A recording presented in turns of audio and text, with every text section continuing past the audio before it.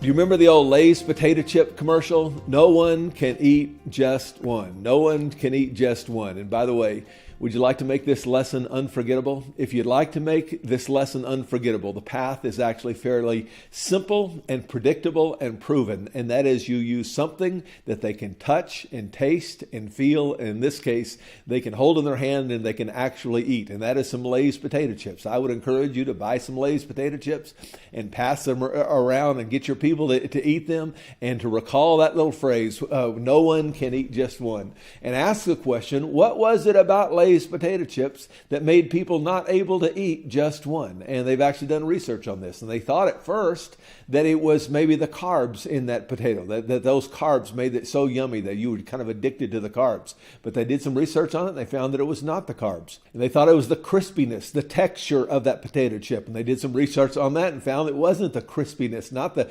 texture of that potato chip. And they did some more research and they thought, well, it's the grease. It's the grease that it's fried in that makes those potato chips so irresistible. And it turns out it was not the grease.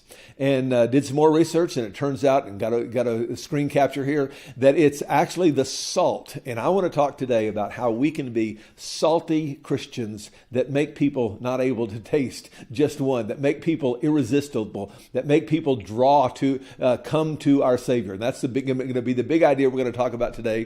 But we're going to talk about a few little ideas along the way. So let's dive into our text. Large crowds were traveling with Jesus.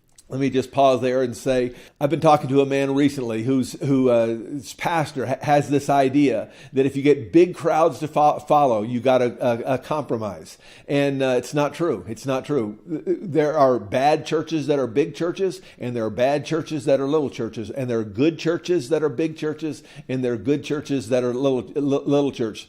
And Jesus attracted large crowds. And generally speaking, effective teachers attract large crowds. And we ought to pray for and seek to develop the kind of teaching that would attract large crowds as Jesus' teaching attracted large crowds. So large crowds were traveling with Jesus.